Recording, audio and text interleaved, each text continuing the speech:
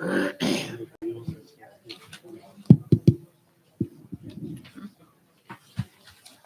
like to bring this meeting to order for the Town of Brunswick Planning Board for November 6, 2025.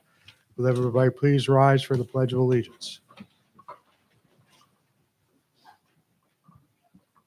I pledge allegiance to the flag of the United States of America and to the republic for which it stands, one nation, under God, indivisible, with liberty and justice for all. Thank you. Okay, this evening our agenda is as follows. This was posted on the town website and the town board. Number 1, O'Neill, special use permit.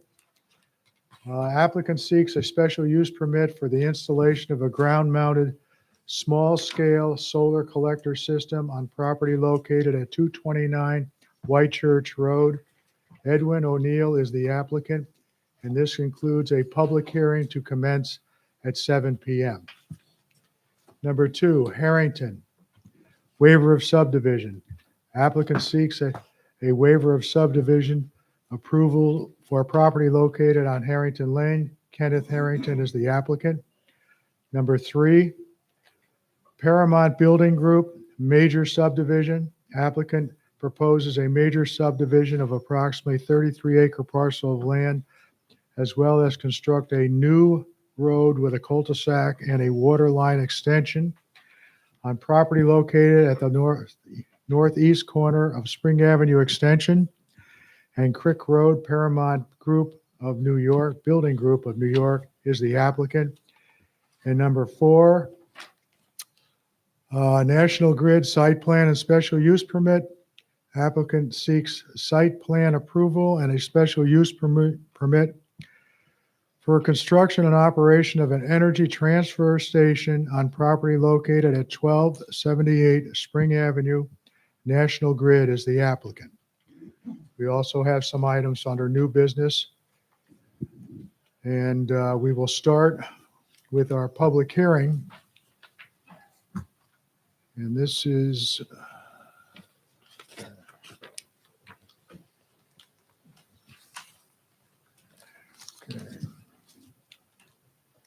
I'd like to bring this meeting to order for the public hearing for O'Neill special use permit.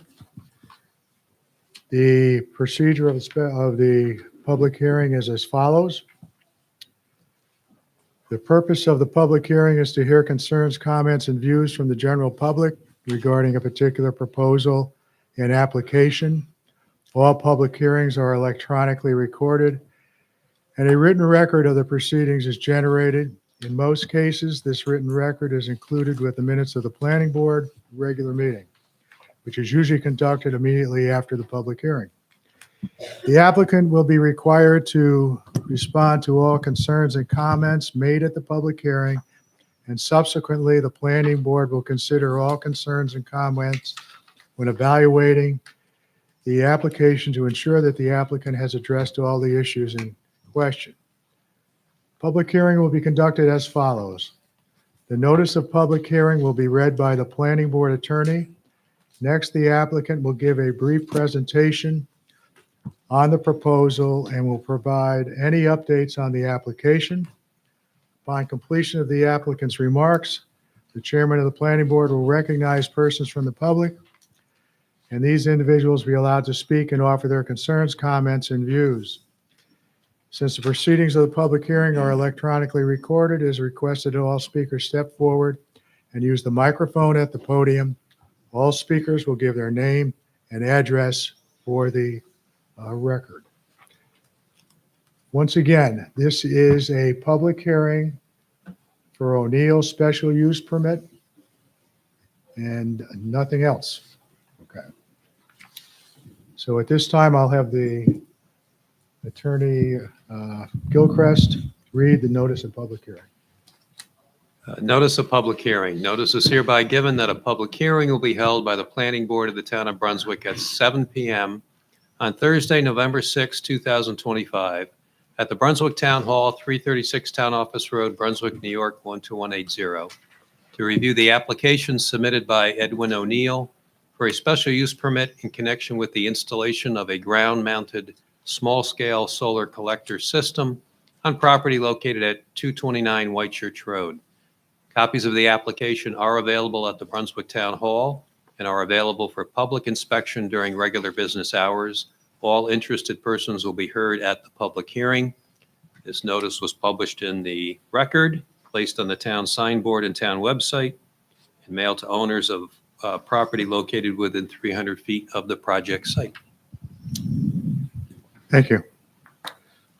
Okay, before the applicant comes up, I just want to enter one item of business. The notification of zoning review action to the Rensselaer County Bureau of Economic Development and Planning has been received, and has been determined that the proposal does not have any major impact on county plans and that local consideration shall prevail. So at this time, I'll have the applicant come up, give your presentation to the audience, please. Thank you. My name is Edwin O'Neill. I live at 229 White Church Road, and I'd like to tell you a little bit about my home solar energy project. Now, this small system is meant to enable my family to use clean, renewable energy and also provide a backup power source for when the power goes out. What I want to do is I want to put up 2 solar racks in my backyard. Each rack will have 4 solar panels on it. Each rack will be about 15 feet long, about 6 feet wide. It sits low to the ground, so it's only about 6 feet high. It shouldn't block anybody's field of view at all. The solar panels will turn sunlight into electricity. That electricity will be used to charge a battery and a power station and store that power for later use. If the light goes out, if the power goes out, or when the power goes out, that power station will be able to power lights, refrigeration, and other things within my home. So it's a power backup system. The power station is connected to my home power through a standard generator transfer switch, which has already been professionally installed. So it's a safe, code compliant way to provide power into my home. Now, I wanted to create a backup system that didn't rely on gas and didn't make a lot of noise. So unlike a generator system, this system has no emissions or pollution. It doesn't require you to refuel it, and it's quiet. You can stand right next to this thing and you won't hear a thing. Also, because it recharges itself using sunlight, I don't have to worry about storing extra fuel or running out of power during an extended outage. Also, it's going to reduce the draw from my house from the power grid. It also offsets some pollution. So this is a small, neat system that fits within my backyard. It has no glare, no moving parts, and really nothing that should bother anybody nearby. So I'm just letting you all know, be a good neighbor. If anyone has any questions or concerns, I'm happy to hear those. My goal here is just to make my house a little bit more self-sufficient and keep the neighborhood, quiet, clean, and beautiful. Thank you for your time, and thank you for listening. Thank you. Okay, at this time, I'm going to open up the floor to the public.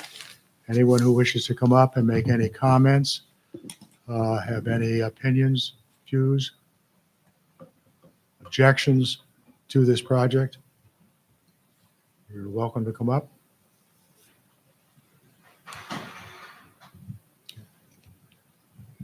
No one? Okay, once again, is there anyone who wishes to make any comments, offer any opinions, have any questions regarding the O'Neill special use permit?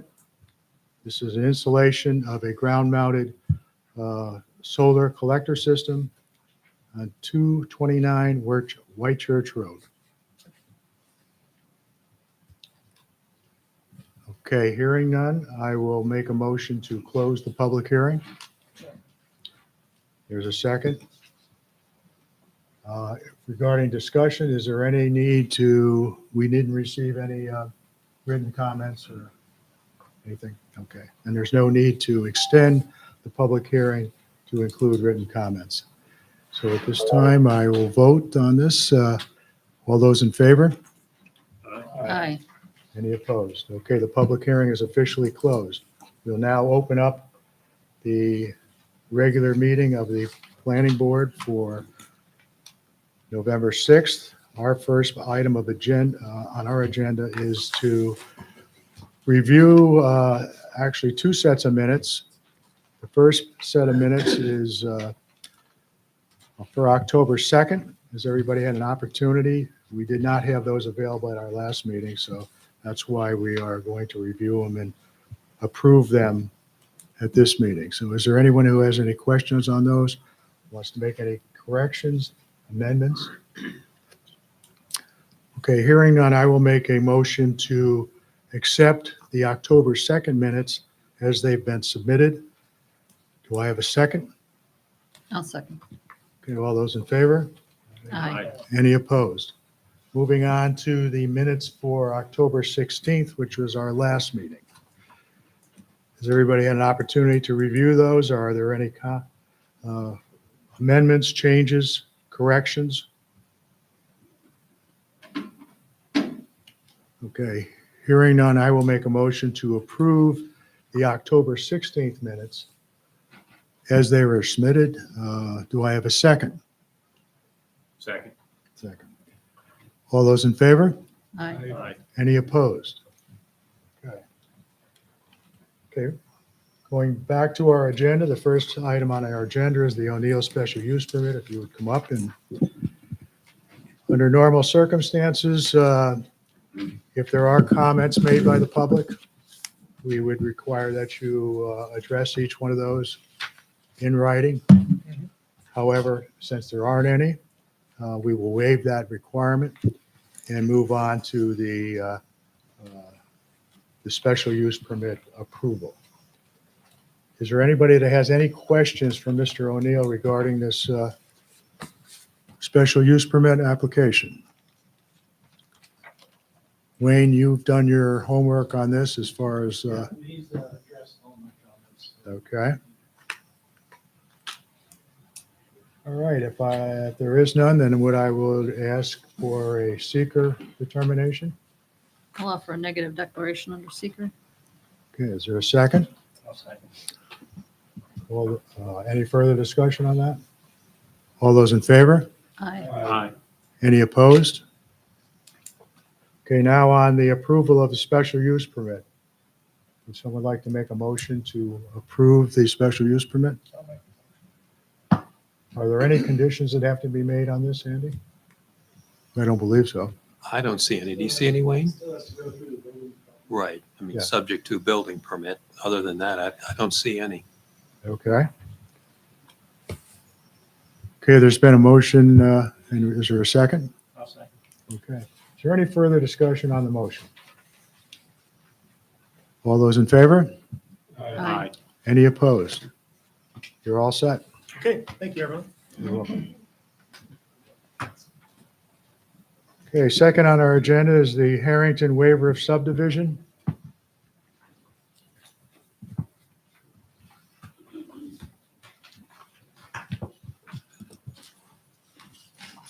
While you're setting up there, we'd received I think a corrected survey. Yeah, Drawing. showing the remaining area of Pennington's, as well as the board had asked me to put tie distances for the proposed barn on, to make sure that it met the setbacks. Okay.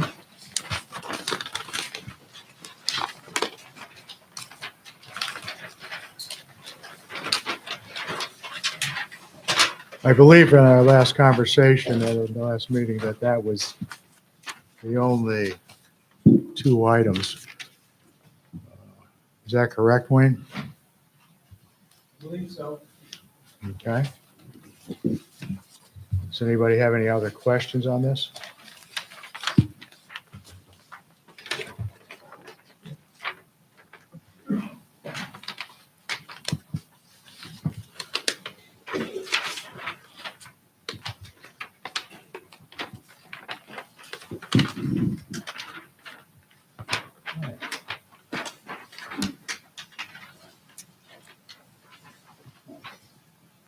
Unless there's something I'm missing here, I don't understand. We could move forward with a seeker determination on this. Would anybody wish to, I'll make a negative declaration. okay, is there a second? Second. Is there any further discussion on the seeker determination? Okay, all those in favor? Aye. Any opposed? Okay. Now on the waiver of subdivision. Anybody wish to make a motion on this? Make a motion. Move the waiver. Okay, is there any conditions you want to put on that? We need, Right, if we could suggest in these cases, since the parcel is divided off the farm, it needs to be legally merged into the receiving lot with a proof of the merger deed then provided to the building department. Okay, there's been a condition added. Do I have a second? I'll second. Okay, is there any further discussion on the motion? All those in favor? Aye. Any opposed? Okay, you're all set. Do you want these drawings back to be submitted for stamping? I can leave them ready with Wendy tonight if you would like. Okay, I dropped off 8 new copies yesterday, so. okay. We'll collect them. We're all set. Thank you very much. Thank you. Okay, moving right along. We should be out of here by what? 20 after? Okay. Third on our agenda is the Paramount Building Group Major Subdivision. Welcome, Matt. Thank you. Good evening, everybody. Okay, now we just received something on this.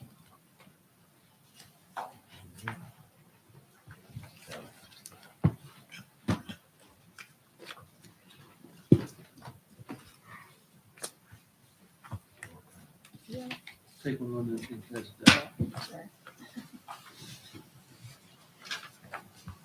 Take one.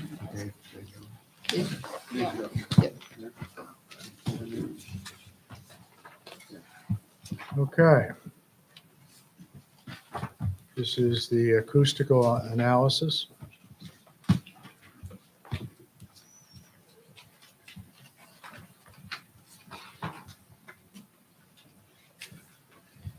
Obviously, we haven't had an opportunity to Certainly. review this.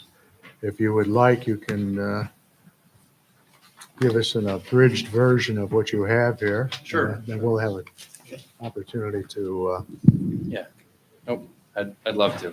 okay. Again, Matt Bond with our engineering here on behalf of Paramount Building Group.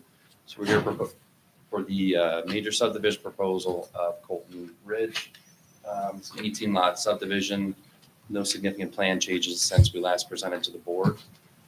So what we provided here this evening is we just did an acoustical analysis of the site, just looking at kind of the ambient noise levels that could be observed at different points in the day on the property. Just again, for comparison's sake, as we're discussing the construction and the noise and traffic and things of that nature. So what we did is we picked 4 points along the property lines. The nearest residences to this property, there's no real commercial properties nearby. It's residences that would be, because it's proposing a residential subdivision in a residential area. So there's a couple homes here. There's some homes across the street. There's one home right about here. And this is a large wooded area, and there's a DEC wetland up on the far north side of the property. So we took noise readings at the western property line here, the southern property line right about here, eastern property line near this home's closest. So we took readings at the building setback line and far up here at the northern corner. So most of the homes in this area, so for example, this home here is probably one of the closest. It's about 400 feet away from the start of what would be the more significant excavation on the site. So we then modeled using expected noise volumes from the bulldozer, the front end loader, the excavator that were provided in Creighton Manning's letter report. And we show on our graphs here the expected noise level basically at those homes for what they would hear during the temporary construction process. So that's that in a nutshell. Okay. You did not get this beforehand, did you? I got it about 5 o'clock, Okay. so. All right. I'm okay with their methodology. Okay. Can you go over maybe some of the numbers, Sure. of the results of the reading? Yes, yep, absolutely. So, for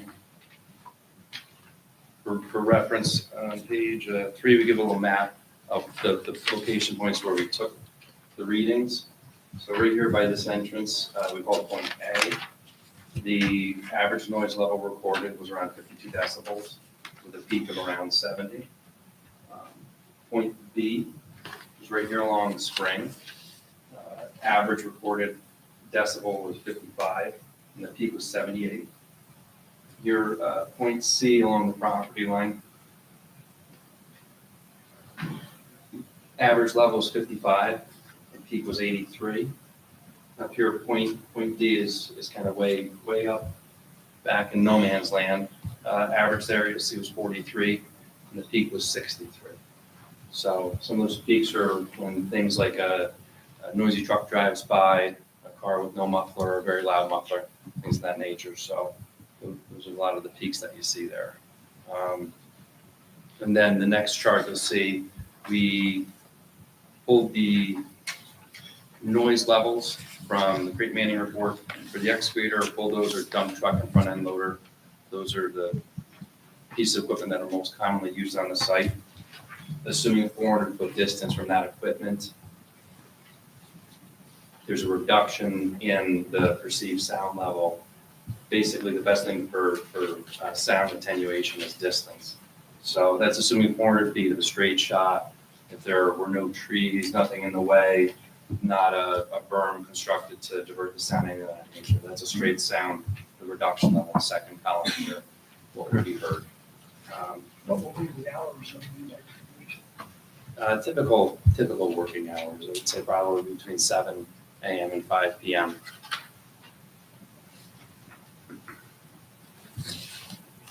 You want to note too that a lot of the work will actually be completed further into the project, more like 800 or so feet away, if not 1,000 feet away from some of the neighboring homes. So I would estimate that the perceived noise level is actually less than what we're showing.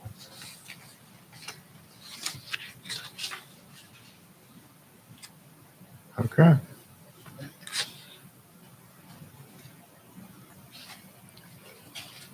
Anything else, Wayne? No. Okay, we'll have an opportunity to, for our next meeting, to take a look at that a little more closely. At our last meeting, we determined that we could probably move forward and have Wayne do a draft of the part 2 of the EAF. And he has submitted that. We just got that. Would you like to review that with the board? That's the board's pleasure, that's what I'll do. Okay. We can go Well, through- once again, this is a draft. that he- Yeah, this is the board's first look at part 2. So I took the liberty of drafting it for the board for discussion purposes. We can go through each item. Everybody have that in front of you. Okay, Page 1, impact on land. Proposed action may involve construction on or physical alteration of the land surface of the proposed site. The answer to that is yes. So went through each of the subsections of that to answer those questions. Answered no or small impact to most of those. There was one item, item B. After looking through the seeker workbook, item B, the proposed action may involve the excavation and removal of more than 1,000 tons of natural material. If we're looking through the workbook, and because they're removing in excess of 400,000 yards, which equates to several 100,000 tons, I checked that off as a moderate impact may occur. Any want to discuss that? Any thoughts on that? Well, I definitely concur with that. I mean, I'm just reviewing what the other ones are. Depth of water table is more than 3 feet. It will not involve construction on slopes 15% greater. Although there are some steeper slopes there, they'll be graded and there will be no permanent construction on a 15% slope. Proposed action, think about construction where bedrock is exposed. There is no exposed bedrock. It is generally weaker than 5 feet of existing ground surface based on drawings. The proposed action may involve construction that continues for more than 1 year or in multiple phases. I still check that as an impact. I would consider that a small impact. That's construction, right? That is an excavation. Does the workbook have a definition or guidance on that? They also talk about phasing, that if it's a project that includes multiple phases, it's going to last for several years. That would generally be considered moderate.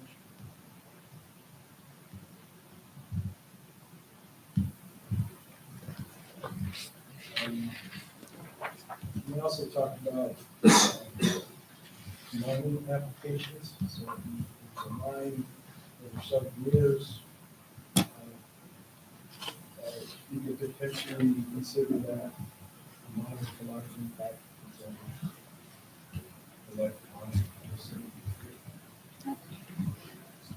I guess I would hedge more toward moderate, seeing that this excavation is anticipated to be more than up to 2 years.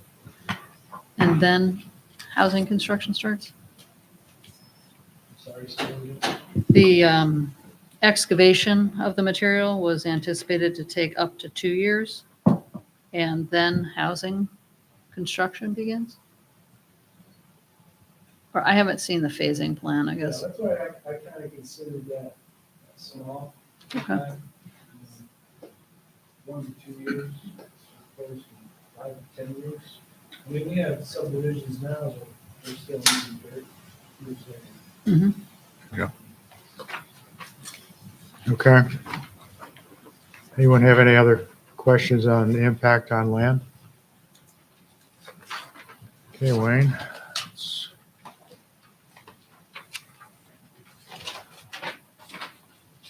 Page 2, impact on geological features. The proposed action may result in modification or destruction of or inhibit access to any unique or unusual formed on site. Answer is no.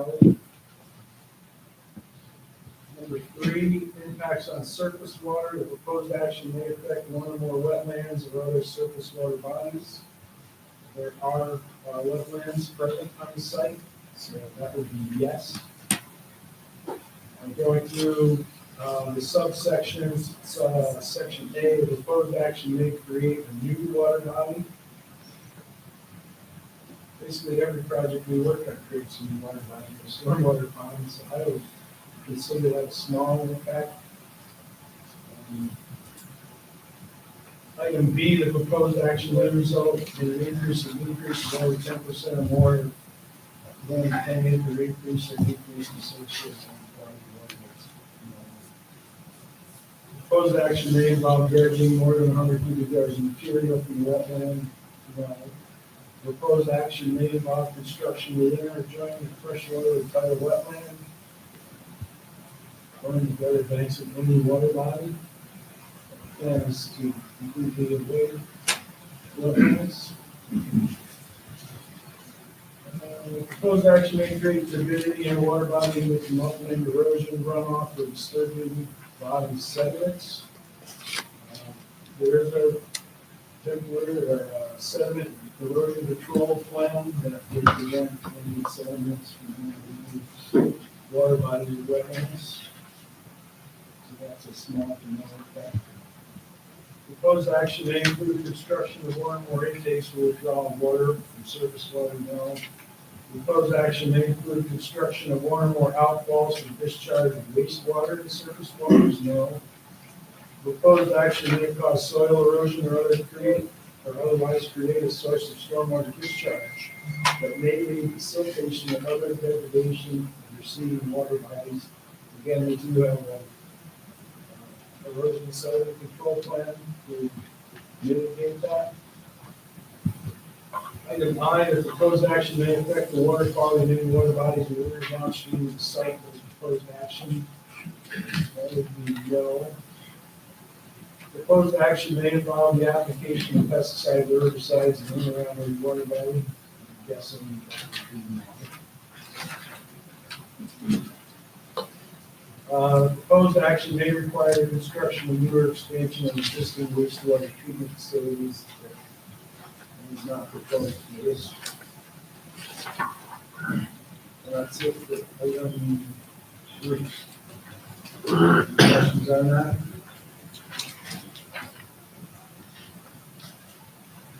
Hearing none, moving on.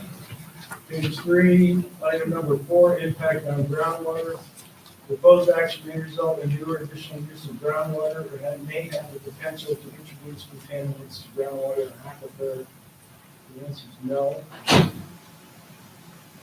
Item number 5, impact on flooding. The proposed action may result in development on land subject to flooding. Is not a floodplain. And it's not subject to the answer is no.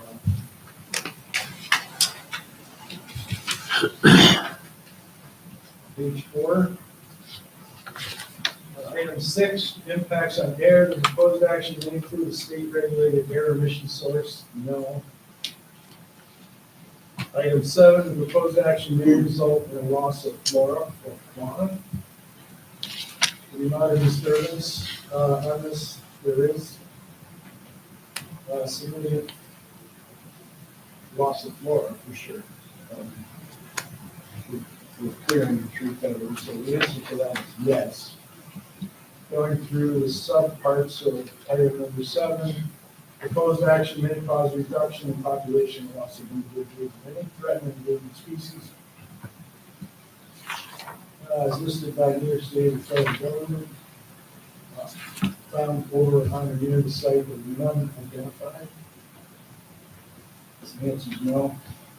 Proposed action may result in a reduction in degradation of any habitat used by any rare threatened endangered species, as listed by New York State and federal government. The answer is no. Proposed action may cause a reduction in population or loss of individuals of any species of special concern or conservation need, as listed by New York State and federal government. Use the site or found on or near the site. The answer is no. Proposed action may result in a reduction in degradation of any habitat used by any species of special concern and conservation needs as listed by New York State and federal government.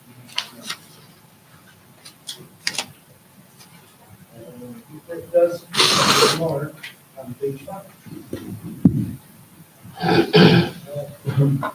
Proposed action may diminish the capacity of the registered national and natural landmark. No. Proposed action may result in removal of or ground disturbance in any portion of a designated significant natural community. No. Proposed action may substantially interfere with nesting, breeding, foraging, or winter habitat of the predominant species of proposed site, no. Proposed action requires a conversion of more than 10 acres of forest, grassland, or other regionally or locally important habitat. None were identified. So the answer is no. Proposed action involves use of herbicides and pesticides, that's for commercial, industrial, and recreation projects, doesn't apply. And that's it, for item 7, any questions on that? Hearing none, moving down to page 5, number 8, impact on ag resources. Proposed action may impact agricultural resources. This project is in an ag district. Therefore, I had to check yes on that.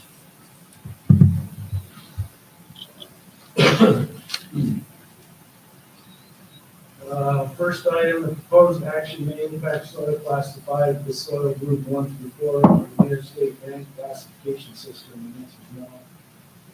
Proposed action may sever, cross, or otherwise limit access to ag land. The answer to that is no. Proposed action may result in the excavation or compaction of the soil profile of active ag land. The answer to that is no. Proposed action may irreversibly convert ag land to non-ag uses either more than 2.5 acres if located in ag district or more than 10 acres if not. They are irreversibly converting ag land to non-ag use more than 2.5 acres. It is a residential subdivision. I would consider that a small impact. Any discussion on that? Okay with that? I'm okay with that. Great. Proposed action may disrupt or prevent installation of an agricultural land management system, no. Proposed action may result directly or indirectly in increased development potential or pressure on farmland. The answer is no. The proposed project is not consistent with the adopted municipal farmland protection plan, which there is none. The answer to that is no.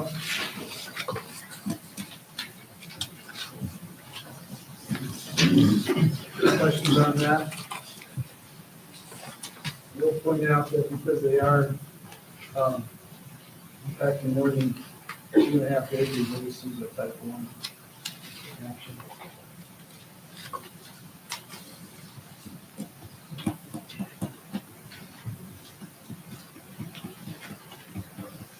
Page 6, item number 9. Impact on aesthetic resources. The land use of the proposed action are obviously different from or in sharp contrast to current land use patterns. The proposed project and a scenic or aesthetic resource. The answer is no. Item 10, impact on historic and archaeological resources. The proposed action may occur in or adjacent to historic or archaeological resource. We did go through all the shit that did not identify any historical archaeological resources.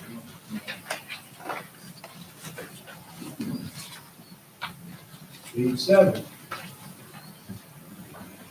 Item number 11, impact on open space and recreation. The proposed action may result in a loss of recreational opportunities, a reduction of an open space resource as designated in any adopted municipal open space plan. The answer is no. Impact on critical environmental areas. There are no critical environmental impact areas in domestic. No. Page 8. Item 13, impact on transportation. Proposed action may result in a change to existing transportation systems. The answer to that is yes. Without adding some road network, adding traffic, or whatever it would be produced by 18 lots. There is some impact caused by the construction of the site, with additional truck traffic over a short period of time. However, going through the workbook and through these items, they all really result in no or small impact. None meet any numeric threshold. The traffic report that was produced indicated that is below the thresholds that established by ITV as far as doing any additional studies at intersections. It didn't meet the threshold for the amount of trucks or traffic going through the intersection. So, I took them all off as no or small impact. I can go through some of these. Projected traffic increase may exceed capacity of the existing road network. That would be no. Proposed action may result in construction of paid parking area for 500 cars, no. The proposed action will degrade existing transit, no. The proposed action will degrade existing ped and bike accommodations. The answer is no. Proposed action may alter the present pattern of movement of people and goods, that's also a no. Any comments or discussion on that?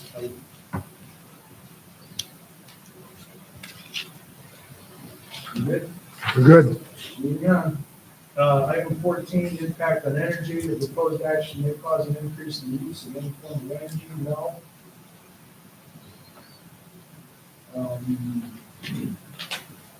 Impact on noise, odor, and light. The proposed action may result in an increase in noise, odors, or outdoor lighting. The answer is yes. And most of those impacts are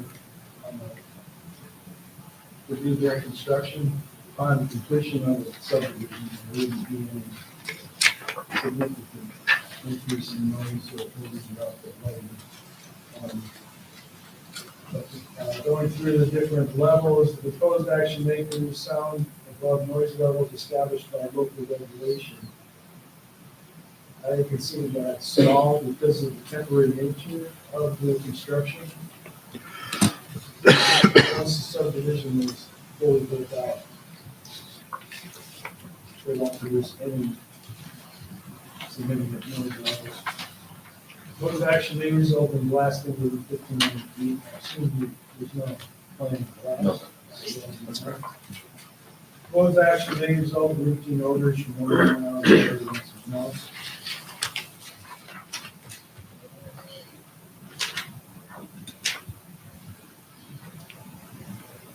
Same item on page 9, top and T's, proposed action. May result in light shining onto adjoining properties, no. Proposed action may result in lighting, using sky below brighter than existing air conditions and these devices. Any comments or questions on that item? Just, C, what's a routine odor? What's a routine odor? Well, Like in an open wastewater treatment plant. yeah, like a wastewater treatment plant or solid waste facility, anything that has burning in it, like a plant, like a industrial plant. with Truck exhaust odors. Truck exhaust, if there was a lot of trucks. Well, I'm just thinking of the trucks and the equipment Yeah, running all the time. we've also got to look at the final product, what is this project going to end up being at the end? And that's a residential subdivision. Really no routine odors, especially since everything's going electric.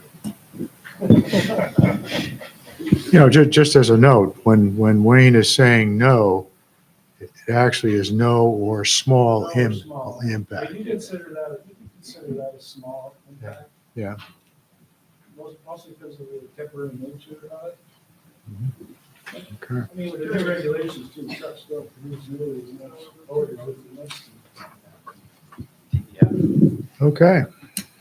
Is there any more questions on that? All right, proceed. What was it, 16? 16,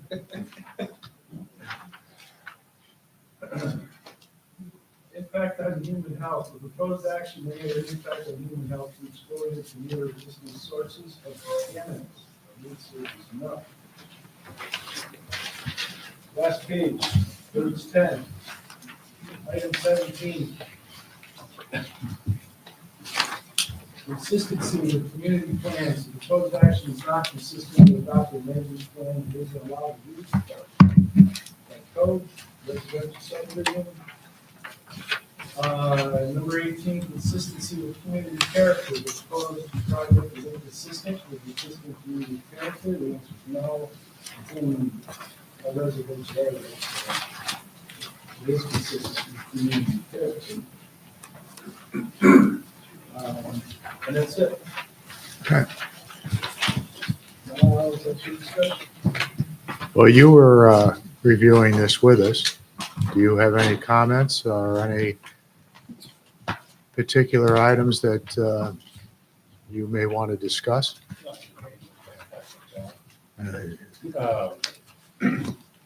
No, only that for the two that were marked as moderate to large impact,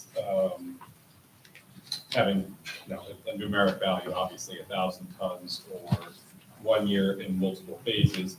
At least with respect to the 1 year in multiple phases, just like to remind the board that when we met at DEC at this site, they were very, very adamant and clear about you have to finish this within 2 years, but also give us an indication that you're not going to just finish this in 2 years and then walk away.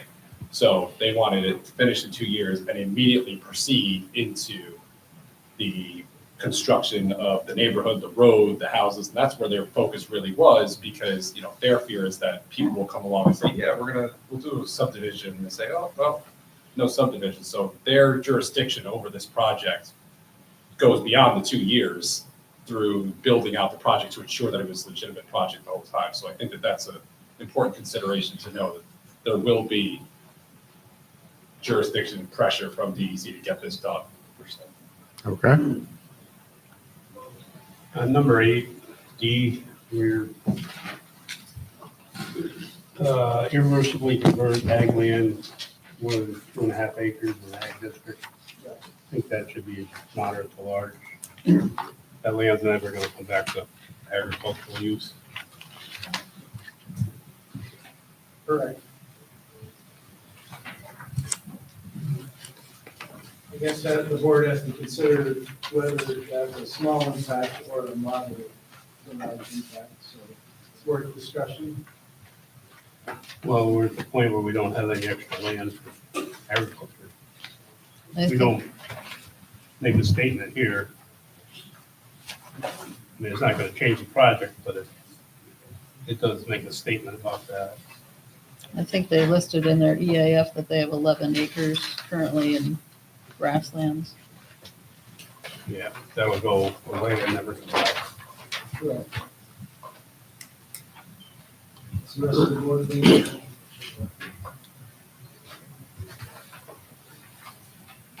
So which one on this? I know. Number 8, Item D is in D? E.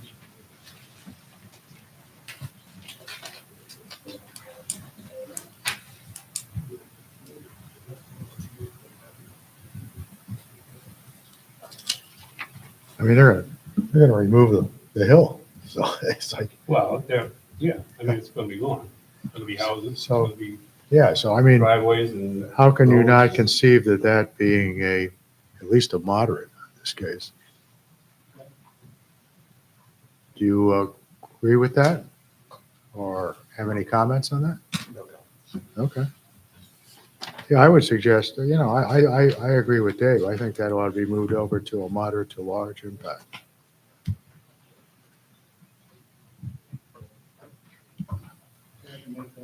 Amendment, Okay?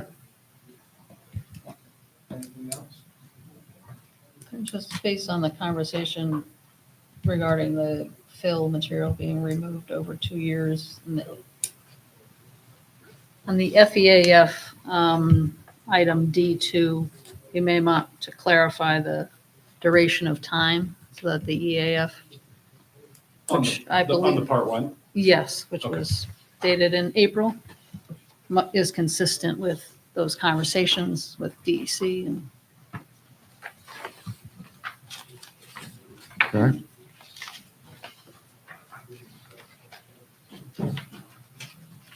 All right, we obviously just got this. I think Wayne has to now finalize the final part two.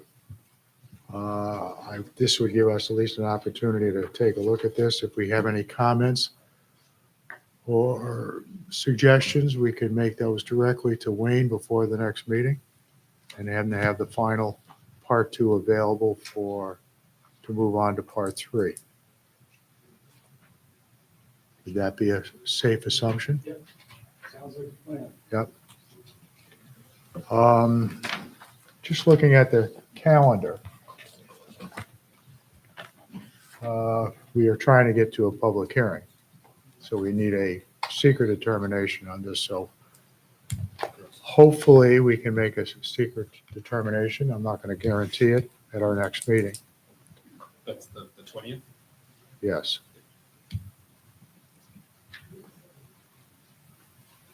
Based on that, then our closest public hearing would be on the 18th of December. That's just a tentative timeline for you guys, just so we'll try to work that way towards that goal. Appreciate that. All right. Because I'm just looking ahead to 2026. The first Thursday is obviously the 1st of January, so probably will not have a meeting and only have one meeting in January. So I don't want to start pushing this all the way to the middle of January. I don't think you gentlemen do either, do you? Okay.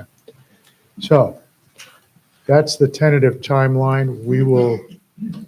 Wayne will be available to hear any corrections that, I'll review the future earnings as well, just to make sure that we're doing everything in okay. place. So we'll put you on the schedule for our next meeting, Please. and then hopefully we'll be able to move forward. Russ, I just want to add, I did have a conversation with the county highway superintendent, Dave Anthony. Yeah, They're looking for the applicant to give them information on the site plan and the schedule for removal of material and basically the truck routes. yeah, They're concerned about Crick Road and the weight limitation on Crick Road. So they're looking for the applicant to send copies of the application and the information to the highway superintendent and the county engineer. Yeah, we'll definitely do that. We'll do that. Appreciate that, understand the concern on that.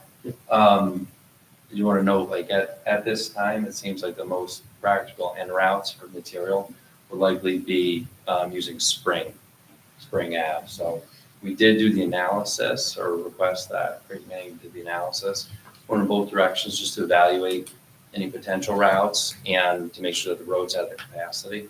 But significant potential that the exit route would be Spring. okay. So we'll get the county all Yeah. the information they need. That'd be great. Yeah, Appreciate it. Okay. Does anyone have anything else? I think we're all set for tonight. Great, thank you very much. Thank you for your Okay. time. Thank you, Wayne, for doing that draft. You get a glass of water? Okay, that moves us to the final item on our agenda, which is National Grid. How you doing tonight?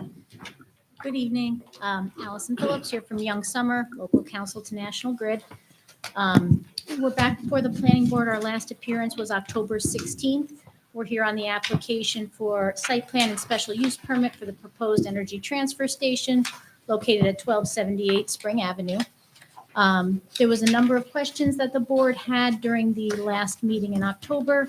Some comments and questions we were able to answer on the spot. Some comments and questions we indicated we needed to follow up on. This week, we did provide a written response to those comments. Just submitted it yesterday, so I understand if it's everyone's still taking their time to look over it. With that submission, we did also provide an updated part one of our full EAF and did make some corrections, which I can go over in a moment. In addition to the updated EAF, we also did provide the full SWIP for the proposed project.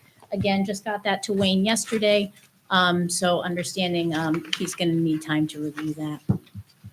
I can go over just a few of the comments and responses that we didn't have the answers to at last meeting that we followed up with in writing.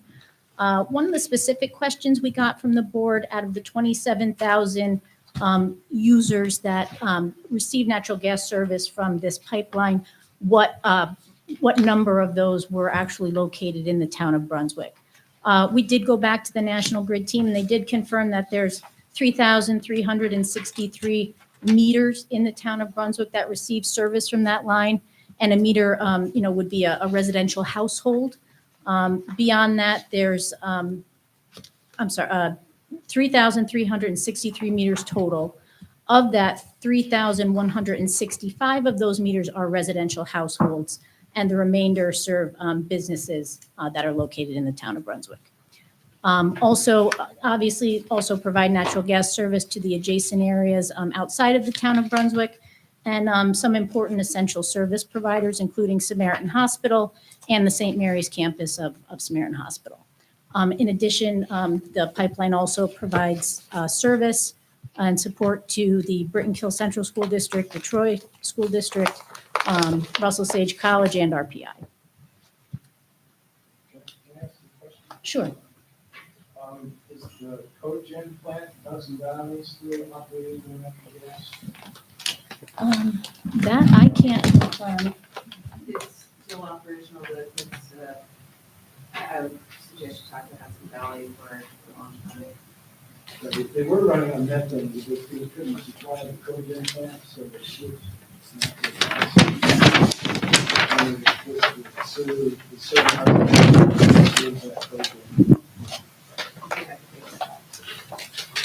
And we can take that back. As we described at the last meeting, the purpose of the facility is to provide that supplemental source of fuel supply to serve the existing users of that pipeline. Okay. We were asked about some questions involving whether this project has anything to do with some proposed work on the distribution facilities located approximately a mile away from the site that are planned for 2026. We did go back and confirm that work is taking place totally independent of this project. It is a requirement of National Grid to do the updates to its distribution lines to individual households, and that work is scheduled to proceed and will proceed, but does not have any direct relation or connection to this project. Some technical questions that we were asked that we needed to follow up on, we've gone ahead and confirmed. There was a question how much fill we were removing from the site. We did confirm the current grading plan results in 4,767 cubic yards of soil proposed to be removed from the site to accommodate the stormwater basins that we have planned, and there are 4 stormwater basins we have planned. But based on the recent infiltration test results that we received, National Grid is looking to see if it can revise its erosion and sediment control plan to utilize those soils on site. We were asked specifically about the amount of impervious surface that's proposed on the site. I just wanted to go over those numbers for you. I did go back and confirm. So just starting with the overall project site, approximately 26 acres. We have 14 acres of that site to be disturbed by the project. But of that, at the end, there's only going to be 6.81 acres of new impervious surface total. And that includes 5.6 acres for the main pad where the trailers will be stored, and 1.02 acres for the truck access, and 0.11 acres for the secondary access off Mill Road.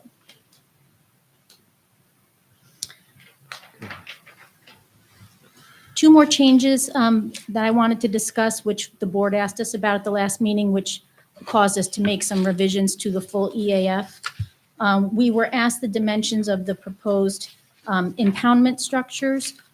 We did provide that in the EAF. In the section, we identified the dimensions for the proposed largest infiltration basin that we have incorporated in the project plan. But then we also, in a footnote, included the dimensions for the other three smaller basins. And we have the acreage just set out in the response to comments.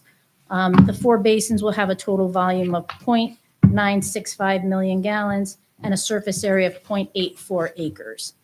And the largest basin would be 6 feet in height. That's the highest possible water level with dimensions of 275 feet by 100 feet. And it's an irregular shaped pond. So the surface area at the end is less than 20,000 square feet.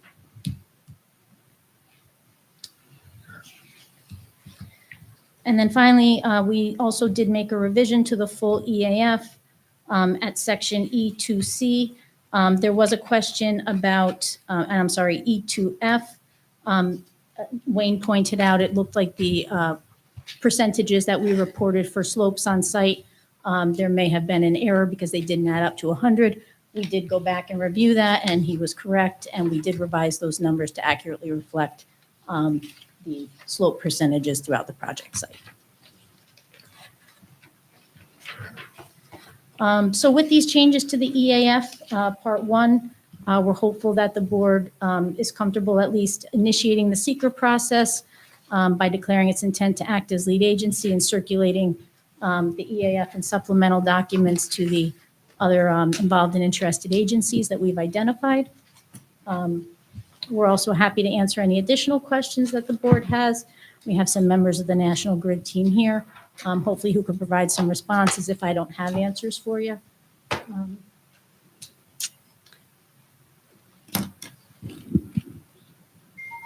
Anybody want to ask any questions at this point? I have a few questions. Okay. Basically, I was reviewing some of the minutes and so forth and so on. And we got into cold weather events in the last 20 years, and there hasn't been any. You said zero. I'm trying to figure out this technology that you're using now is relatively new. Is that correct? This stations now are, what did you do before to address these peak demands? What did you do before?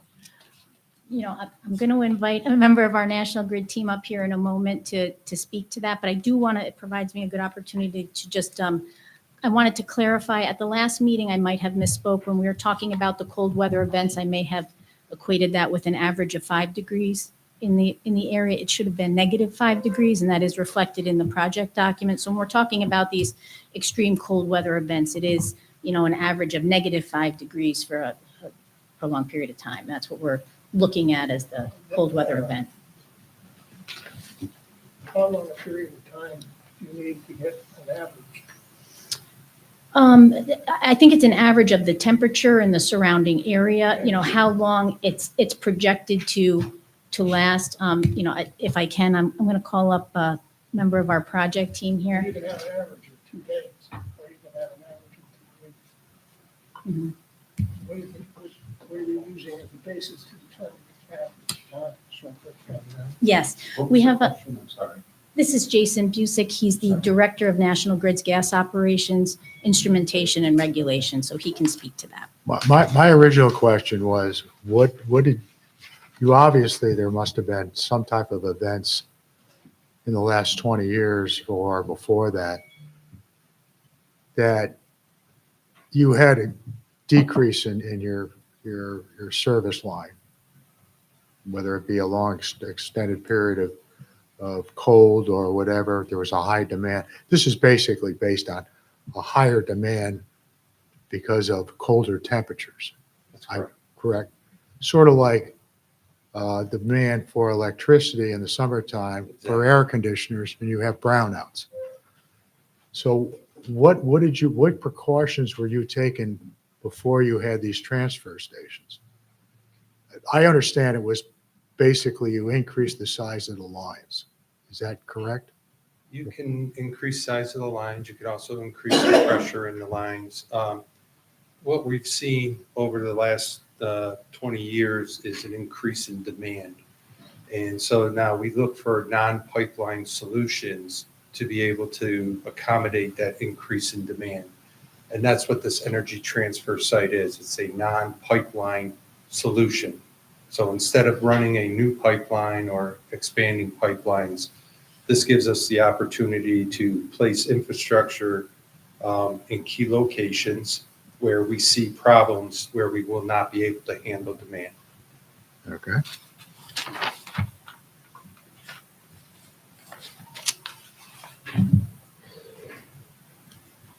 Let's take a look at, I had some questions on these trailers. Okay.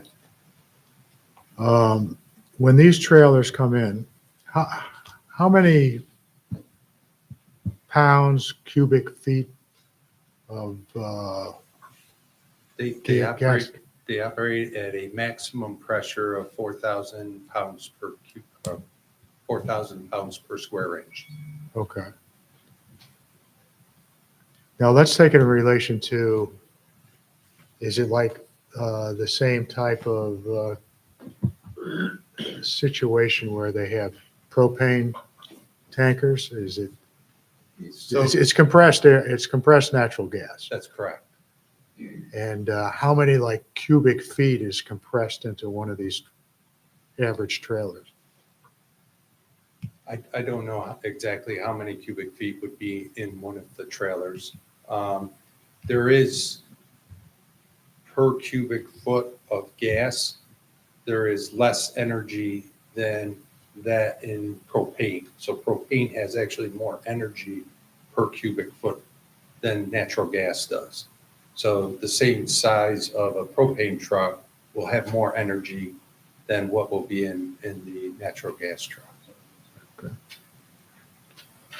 When these trailers come into the station, are they hooked up to the system immediately? Or So, do they get hooked up for demand? so the process will be, we'll bring the trucks in, we will not hook them up to the system until we see a cold weather event come.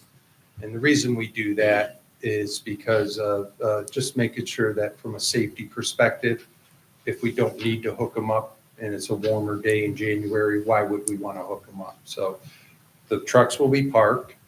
And then as we see cold weather events come, our gas control operators, which are located in downstate New York, they'll be able to see the whole plant as well through the computer systems. They'll call an event and we say, okay, it's going to be cold tomorrow. Let's get people out there and we'll hook up the hoses to it and we'll get it ready to energize. The trailers will be on site, stored from December 15th, approximately December 15th through approximately March 15th. The rest of the year, the site will be valved off. Now, the safety precautions that you have for if there's a fire, automatic turn-offs and shutdowns and stuff like that. If you have a fire and you have 26, trailers that aren't hooked up, how is that safety scenario developed? I mean, if you don't have it hooked up to the system, any safety valves and stuff that you have don't apply, right? So what safety situations do you have for a trailer that's not connected So to a system? there is a few different safety scenarios. So The trailers that we use are made up of individual tanks. Each individual tank has a valve on it, and we keep all of those valves shut off. We also have different things. If the doors open on the trailer, the wheels lock automatically. And basically, though, it's a cylinder of gas that sits there that's valved off until we need it. Okay. Mr. Rosser's touched on something close to my heart. Do you have a safety plan for the site? Yes, sir. Can you supply that to the board? I believe we can. I don't have it with me. No, but can you supply a copy of the safety plan for this specific site? Sure. I can speak to that. I think I have the most recent update on the status of the plan. National Grid has started a process of, touching base with the county fire representatives, also from Eagle Mills Fire Department. It was suggested at the last meeting that we should reach out to I believe it's the Valley View District, because they're actually located closer. What our plan to do is to, take the information and input that we receive from those meetings and, enhance our planned plan so that we can submit it as part of the record, so that everyone is aware exactly, not only what, detection and safety features we have incorporated into the project design, but also what steps would be taken in the event that there's an emergency or those measures, don't sufficiently address an ignition when detected. So will the members of this board be on that distribution list? When we have the plan, absolutely. It's going to be submitted into the record as part of our application. Okay. And we would provide a copy to Wayne for review. Go ahead. You have the floor. Go ahead. I'm not really clear on where this pipeline starts and where it ends. As it goes through Brunswick, Rensselaer County, does it go to Columbia County? I mean, I just have no idea except for the little. No, that's okay. lines I can that walk you through it. provide on your map here. I have no idea what the rest of this thing looks like. That our section of the pipeline, National Grid's section of the pipeline, starts at Blooming Grove. There's what we call a city or a transfer station from our supplier to National Grid. From there, if you want to think of it as a horseshoe, it's usually the best way to think about it. We start there, we come all the way up around Troy, we go past Smith Ave, underneath the river. It goes all the way back down around over by Wolf Road in Albany, and it ends up down by the Albany Steam Plant is the other end of the line. We actually break that up into different segments. We call them different segments of pipeline, but it's one continuous pipeline that goes all the way around. We have other suppliers that feed in between that on that horseshoe. So this transfer station with these trucks could be used to maintain the pressure in your gas line for a business on Wolf Road? Is that what you're telling me? No, not really. Through the hydraulics of piping, I wouldn't be able to get gas all the way from here all the way over to there. There's too much usage on there. So what we do is we look at the areas that need the usage the most, which is going to be this area, and we inject there. And as the gas goes into the pipeline, the businesses and residents use that gas. How many residents in Brunswick did you say? 3,000? It was 3,363 meters in Brunswick, and of that, 3,165 are residential households. So, that could have any number of people residing there. And then the remainder, are businesses serving the Brunswick community. So it'd be fair to assume that a meter is equivalent to a customer. Is that correct? A customer, yes, Yeah, yeah. also provides service to however many individuals are residing in that house.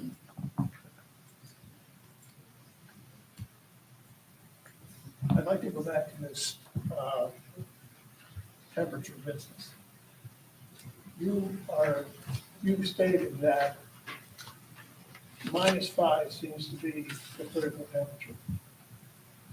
And then you state that if the temperature stays at an average of -5 for an extended period of time, an average, what an average could be, It's an average for a day. The daily average is -5 or less. And I so believe your it's, time period is a day. Because you said extended time. You didn't say day at the beginning, you were saying an extended period of time. That's the premise that I've heard. It is an extended period of time. Your definition of extended period, we consider, when we look at how much gas we need, we run a hydraulic model through the computer system. And -5 is our critical temperature, where if it's -5 on average for the day, that's when we see the need to be able to have to inject CNG. So I'm just trying to get a handle on it. No, it's okay. I get up in the morning, I see the temperature is -5. And so what do? Call your guys and go get ready? Well, we'll be looking at the forecast days ahead. And if we see that the average temperature for that day is going to be -5, that's probably a time that we would end up getting ready to use the. Okay, the so CNG let's just station. say in the past 20 years, how many days of an average of -5 have there been? I can't tell you that. I don't know that information. But again, we're seeing. Sorry. Please. Someone have something to say? No. No, that's okay. I lost my train of thought. We have more demand on the system. So, what happened 20 years ago is different than today. Absolutely. Right, okay. I think temperatures are a little longer these days. And demand, I think, given the view of the politicians in Albany, is probably not going to increase too much. That's not my area of expertise. Well, you're aware of what's going on in Albany, right? Yeah. Let's not.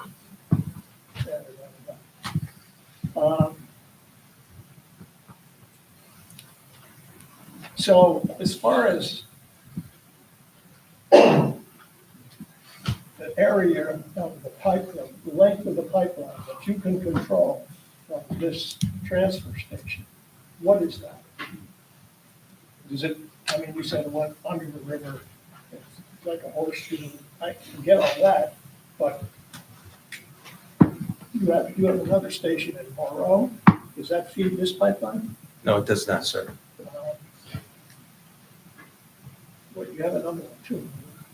I think there's one under construction in Long Island. Is that We the way? have 5 in Long Island. 1 is under construction, and we've operated the other 4. Again, they're all non-pipeline solutions. Where are they located? Are they in industrial areas or on Long Island? We have one at Barrett Power Plant. It's a power plant, so it's industrial. There's one in Farmingdale. It's a commercial area. We have another one in Inwood, in Glenwood.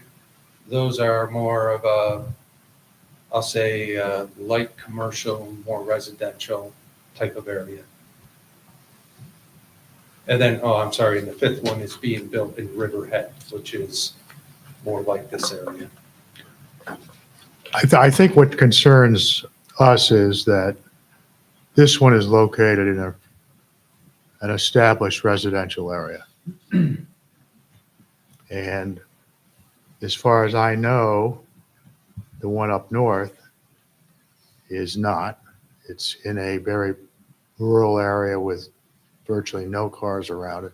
The road it's accessed off 787, Uh, And they don't have the traffic issues that you would have transporting through the city of Troy and into the town of Brunswick. I sense that this is like the first time that you've entertained an area where there's established housing around it, residential housing. Would that be a fair assumption? Not for upstate, you're correct. The one that's in Moreau is very rural. Yeah. In the middle of a farm field, not a lot of traffic. However, downstate, we take the trucks right through New York City and bring them out to Long Island. Are those trucks National Grid trucks? No, sir. So you have a vendor that you, We go through a vendor, and in this particular site, we haven't gotten that far yet, who the vendor would be. Will okay? that vendor be able to supply a safety plan? I'm sorry? Will that vendor be able to supply, that company be able to supply their own safety plan? I can't speak to that right now because I don't know who that would be, but we do look at the safety records. Well, I would think you would want to Yeah. know that. Exactly. And those, whatever required permits are necessary to transport those, the supplier would have to have those. Well, I want to know. I think the essence of what we have to address here is the fact that this transfer station, I understand, it's near the line, it's in your right of way, it's a very convenient site. It's the most convenient site that you have access to a road. It's almost immediate. However, our concern is public safety.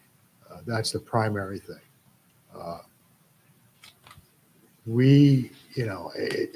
There's a very established housing development to the south of that's been in construction probably for the last, or has been built out in the last 30, 40 years. There's some old established homes that are right next to it, in residence and so forth and so on. And we have to ensure that if this is approved, that all the safety features are there. People in this area and some of the older people probably remember a accident that happened in Berlin. And where? I'm sorry. In Berlin, New York.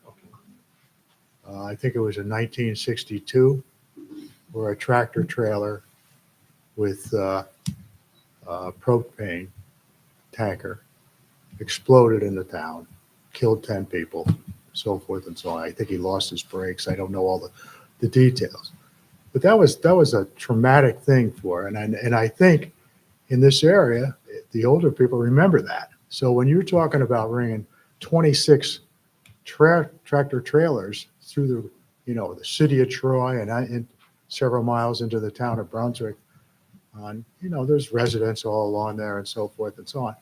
They're going to get antsy about that. I understand. And so that's why that's why I'm, at least my questioning is going to be, how safe is this thing? How can you, and is there possibly an alternate location that would take it out of this more residential area and put it into a more rural area in the town of Brunswick? It doesn't necessarily, I'm not asking you to, move it to Pennsylvania or anything like that, but, and I think that information is something vital to how we're going to address this. If I could address the first part, the safety, what we've done for the safety on it. So we've had these in place in downstate and Moreau. I believe it was around 2017 it's been in place, and we've had 0 incidents. We have gone ahead and we have what we call a process safety group within National Grid. They have, process safety is a specialized discipline in safety industry. And they use probability and statistics to look at all different kinds of events that could happen. We sit down and we go through all these different scenarios that we feel, hey, could this happen? Yes. Do we have safety things in place to meet those probability and statistics and bring that down as low as reasonably possible? That's called ALARP. So what the process safety group does is we review the engineering design. We go through all these scenarios. We come up with alternative solutions, add extra equipment, set special safety devices, safety instrumented systems to keep that as low as reasonably possible. And, we achieve that and we see results with that by not having any incidents in the other areas. So that's how we focus on that safety. And again, National Grid is all about public safety, safe and reliable energy to our customers. So that's number one to us is safety, public safety. So we share the same sentiment that you do. We want to make sure whatever we do is safe. And we go through fairly large lengths to make that happen. No, but I mean, you obviously understand our concern. Yeah, I do. I have a technical question to ask you. Sure. These lines that you have, these, I would say these main lines that you have, are they all in your right of ways, or are they, where your power lines are, or are they also in the right of ways of state highways and so forth and so on? Is there any set pattern that you have control of where that line is?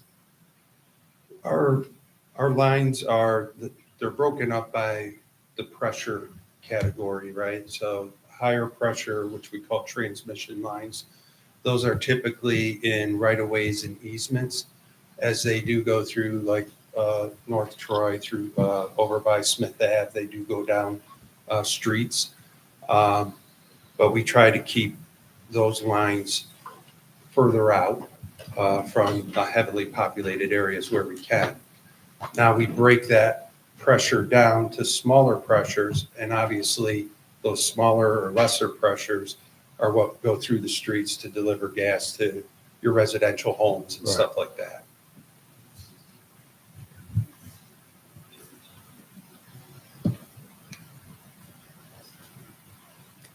So just a quick addition to that question, where that transfer station is proposed, that line is in the right-of-way for the power lines? Is that where that is? Yes, that particular section does have electric high lines by it as well. Does that go all the way over to Menenshaw, To where? Menenshaw Lane?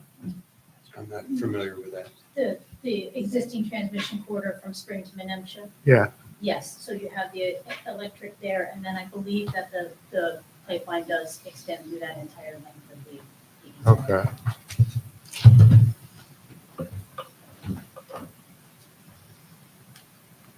I'm trying to think where how does it get across the posting kill? Where does it go across the posting kill? I'd have to look that up on a map. I don't know that information off the top of my head. It was just a curiosity question. Okay.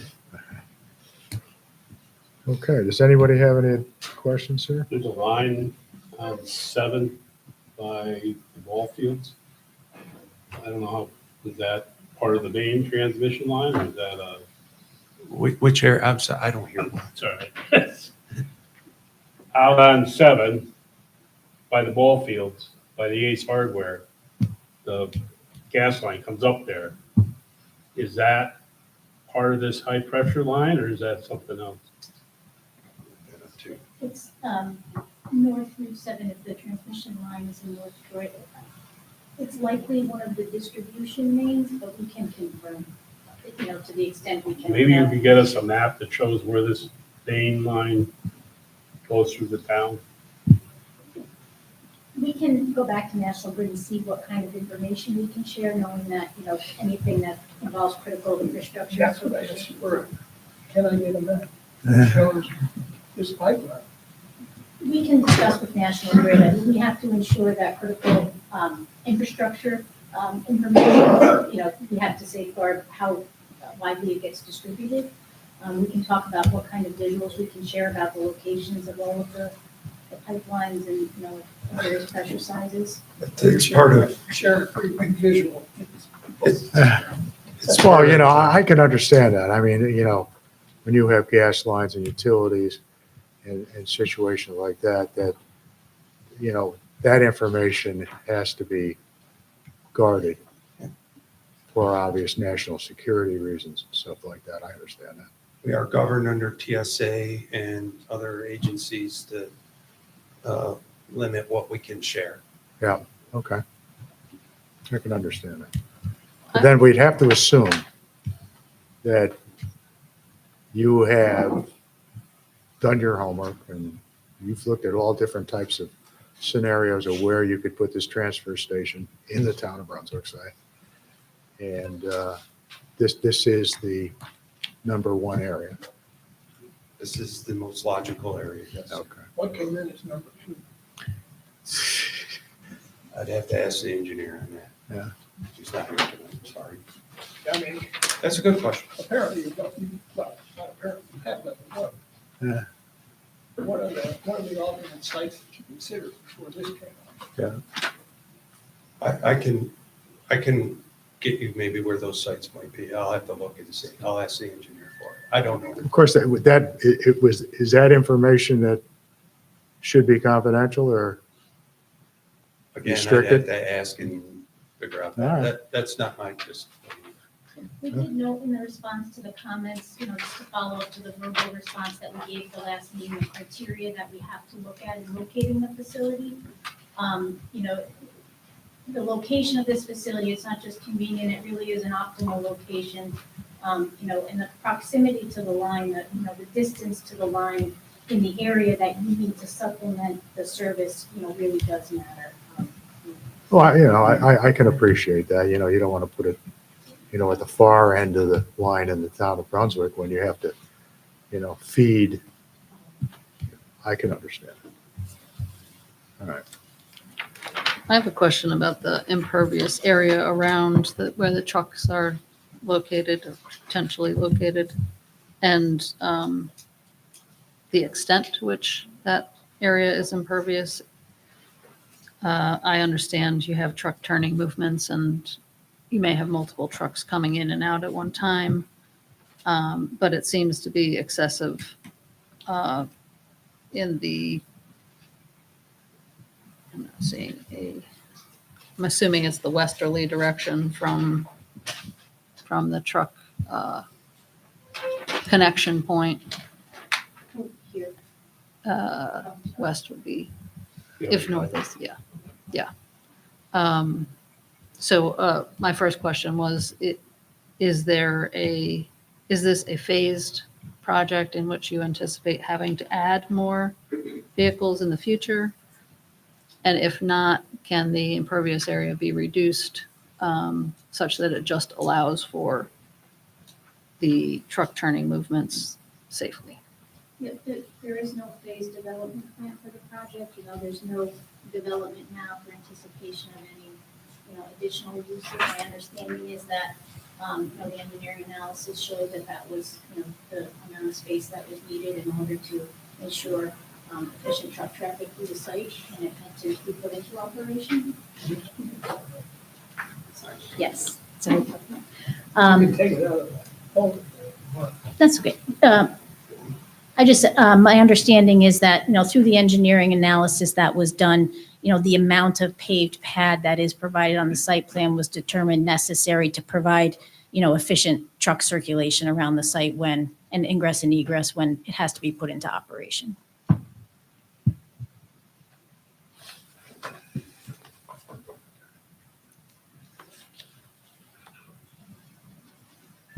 I guess to that end, I'd like to see some, When we review the stormwater, we're gonna look at the stormwater and the grading and the impervious area and the size of the ponds and all that, all at once. So we're making- Just backtrack a little bit here. Before you came before us, you had some community like outreach programs, is that correct? We did. We had a public information session Yeah, before we submitted our sketch plan to the board, we provided notices to, neighboring property owners just to make them aware of the facility, provide an opportunity to come meet the team, to see the plans, to see the visual simulations. It was well attended.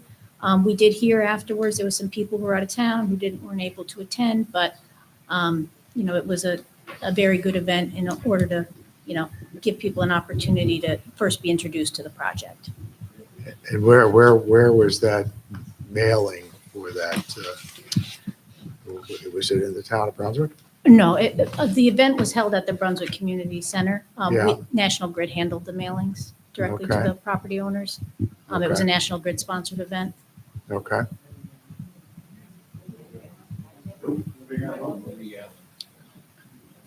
I shouldn't do this, but a show of hands, who went to that? Okay. All right, thank you. Okay. That was a simple question, but I just wanted to know a head count to see what the, how it was attended and so forth and so on. Thank you.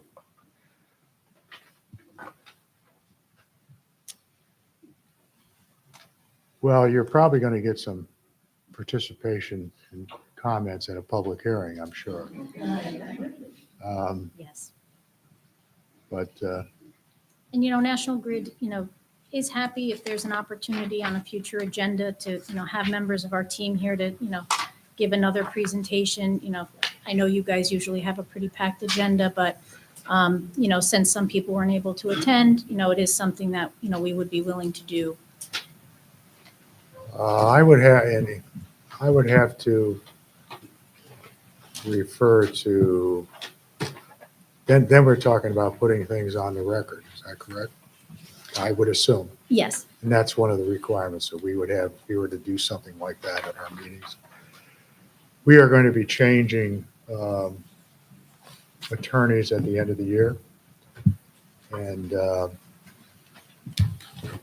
I would like to consult with the new attorney on that because he'd be carrying the torch for this project into 2026. So we can discuss that, see if is that something that, from the board perspective, that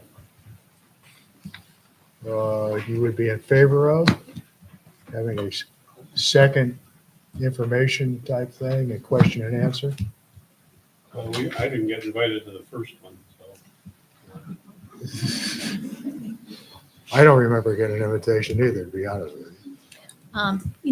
It was intended to be an event for neighbors at the facility. Yeah. I can't say exactly how they picked the criteria, who got the notice. I know it was adjacent landowners. I don't know how far out it went. But the idea was to go to the direct neighbors to give them the first opportunity to learn about the project before they heard about it being submitted to the planning board. Okay. I'm going to have to get back to you on that, how we would do that.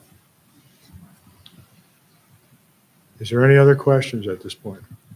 I'd like an opportunity to review these responses that you had. I mean, we just got this tonight. So. Certainly understand that. And, we did just provide the full SWIP as well, which I'm sure Wayne's going to need some time to go through. So what I think at this time, what we'll do is we'll adjourn and we'll put you on the agenda for our next meeting on the 20th. And hopefully we can, have an opportunity. I'm sure we'll have an opportunity to review this. Wayne will have an opportunity to. We started the review. together an escrow account. And, we've started a review on all the items that we have material to review. And we just got this with yesterday, and then distributed it back for review, so we'll be some time to get Let- done in the site plan. Yeah, at our last meeting, you mentioned putting together, an escrow account for this type of, Yeah, that's been done. okay. We're Maybe. happy to come back for the next meeting if you think it'll take additional time to have any comments for us to respond to. We could come the first meeting in December, whatever the board prefers. Well, we'll put you on the agenda tentatively. All right? How's that sound? I foresee us at least having a preliminary review done in 2 weeks. I don't, to be the day before the next meeting. I mean, Would you like to have a safety barrier and put it in for the first meeting in December? I could have a full review done by the first meeting in December, prior to the first meeting in December. That may give us an opportunity, depending on Wayne gets it to us, to have some preliminary responses, even if, we don't have anything formally submitted yet. We Okay. can at least come to address it and then get a written response in. Okay, that first meeting in December would be the 4th. So we'll put you on for the 4th. Plus, you still have to do the lead agency distribution as well. We do? You want to wait to do that as well, We did provide the corrections to part one of the full EAF with the hope that, with that, the board, would be able to circulate that to the other agencies, again, just so we can receive any comments from them that they want to submit to the board. or if you prefer the full reviews be done prior to requesting reviews. It's up to the board. Yep, my suggestion would be allow Wayne time to review the revised full EAF Yeah. and time to review the documents. If there's any further corrections that may need to be done to the full EAF, those can get done before it's circulated to the other agencies. So clearly up to the board, but it would seem to be appropriate to hold on that until you've had a chance to review the submission.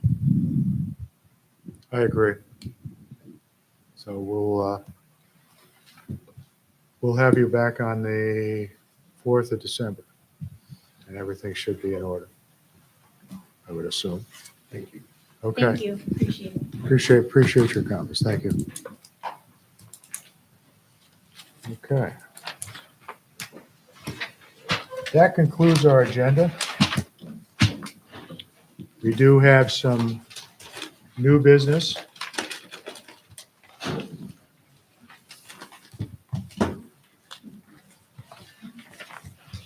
Where is that? It's Kyle Smith, I believe. Is that correct?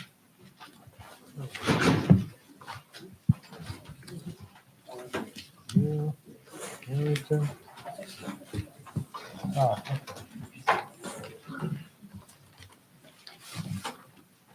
okay, we received a site plan review from a Kyle Smith. That's you. Hi, sorry. I didn't know if I heard my name or not. There was a lot of shuffling. Yeah, that's you. You realize this is new business. We can't Yeah. do any actions. We're Yeah, just- absolutely, yeah. Okay. Why don't you give us a rundown here of exactly what you want to do? Sure. Well, the site plan might look familiar to you guys. You guys have previously approved it for a different owner back in, I think, 2021. He did part of the work. He got the foundation in. And he's since gotten sick and I bought the property. So I'm just trying to finish the work and put the building on top of the foundation. I am going for a little less than you guys had previously approved. It was, I don't, is it appropriate to talk about what was previously approved or does that not matter? Doesn't matter? Okay, it was previously approved at 2 stories. I don't think 2 stories would look good on a 24 by 24 foundation. I think it'd be more appropriate just 1 story and that's what I'm doing. Okay. The site work is done, but previously, I know I had heard, I wasn't here for those meetings or anything, but I had heard there was a lot of concern with the floodplain in that area and making sure that the foundation was large enough. There used to be a building that stood there. It was hit by a car and condemned or whatever the word is. It had to be torn down. Wasn't there like a motel there years and years The ago? motel was on the Deep Kill side. I tore that down years ago. Yeah, it was a bar. It was a restaurant for a little while. It was an ice cream shop. It was a bakery. Yeah, there we go. There was a number of things. Store. Yeah, number of things. Okay, Hell's Angels hanging out there. If you say so. way too much information. So my proposal is just to put, I have a friend who is a general contractor. He does a lot of construction planning, not physical construction, but hiring of different people and stuff. And he needs an office. He's working out of his basement and it's not efficient. He just needs a place where he can have his computer and his filing and do his billing and all those things. Would he be a tenant of yours? Correct. Okay. So basically, you're constructing a small office building? Mhm. Okay. There won't be a lot of stuff parked around the outside of it? No. Just a car parked around it? No, probably. I mean, maybe a trailer at times, one, but not. I know that was a problem. I know that was a problem in the past. Piles of forms. No, he doesn't do any forming, no construction. He's not going to have a bunch of construction trailers. He doesn't have any heavy equipment. He's, a lot of computer stuff, a lot of files, maybe a tool belt. Would this require like a handicap spot? and So, so let's talk about this a little bit. So it's in the business light overlay zone. Requires 40,000 square foot minimum size. 40? 40, the lot or the lot, not the Lot. building. Lot. Yeah, okay. Okay. Requires 75 foot frontage, 25 foot from the sides and 50 from the rear. This particular parcel is 0.49 acres, which is 21,000 square feet and change. So it's going to require ZBA approval for Okay. area. Area variance, okay. The building is 24 by 24 proposed, that's 576 square feet. The required area for that building would be undersized for that as well, so that would require ZBA approval. It does require a special use permit from you folks. And then the ZBA would also have to approve the setback requirements because it doesn't meet the frontage. He has two fronts because he's on the corner of Deep Kill and Route 7, so he has two fronts. So he'll need ZBA approval for not meeting the 75-foot setback for two sides. Do you know all this? This prior foundation? Hey, I'll get it all done though. You look shocked. That's why I was saying. Well, a little bit. If the foundation's there, which is when I bought it, I didn't realize I would have to go through all this. 'Cause I look at the foundation, I'm like, okay, we're halfway there, right? Yeah. And it feels like I'm not halfway there. Yeah, how did the Does first the- one get approved? Yeah, how do we? I think The because there had existing been a building it there. was something to do with, Yeah, there was because, a building there and then they could. right, I don't know. I didn't approve it. I think you guys did. Oh, wait. So- I don't know that we Wait. approved it. No, maybe not. A board did, right? This is a non-conforming structure. And it was impacted, so he did have the right to rebuild it. However, it had to be done within a year's time. And that didn't happen. So now he got knocked out of the box for that as part of our code. Yeah, but would it be, the foundation was there within a year? Is that part of it? Doesn't matter? If he merged that. So this into- lot is I would, unbuildable otherwise, right? So we could, right? Otherwise, based on the rules, that's not meeting 40,000 square feet. There's a drainage easement, New York State drainage easement that cuts that acreage in half. I mean, It's we unbuildable. could leave it empty. It's unbuildable without. I don't wanna look at ZBA it. approval, yeah. Yeah. If he merged it into his other lands from where the motel was, Yeah, that would be big enough. sure. Take the two lots, make them one. Then all you gotta worry, I would think, You would have to worry about the setbacks from the road. But that's, I wasn't planning on merging those two lots. Is your house on that at all? No, You know, so. just empty. it had a motel on it, and then the drainage from the 100-acre swamp goes through the middle of that property. Correct, Barrels are still in there? correct. Take them out, you know? Not yet. I've talked to DEC about that. I would suggest at this point, we can't do anything with this. The planning board, right now, we can't do anything with it. Can't do anything. No, because it requires ZBA. So I gotta get in front of zoning first. then come back to I you would, guys. I would suggest you spend a little time with Kevin and get exactly what you have to do as far as, setbacks, everything like that, which you have to go before the zoning Well, I board. can't I think it change just- the foundation, Well, right? So what I would advise the board is everything you've been discussing are determinations to be made by the code enforcement officer, Kevin. Once those determinations are made, then if variances are required, which are available, you can apply for those when you say you're not moving the foundation. No, it seems, yeah. Oh, understood. Yeah, But in light of what could be the zoning enforcement officer's determination, that may result in the need for some variances. Okay. So that'd be in front of the zoning board, and the planning board cannot act until the zoning board does, because a planning board doesn't have the jurisdiction to act on a proposal that's not in compliance with zoning. Okay. So you'd go first Yeah, to I the zoning I knew I board. was gonna have to be going in front of Yeah. both. So I think we'll reverse that procedure. You'll be in front of the zoning board after Kevin makes the determination of what may be required. Okay. And then the zoning board will proceed, presuming the zoning board action approves what you're proposing, then you'd be back in front of the board for site plan. Okay. Okay? Sure. in the meantime, we'll just put this on hold. All right. I'll call you in the morning. All right? Okay. Thanks, guys. Thank you.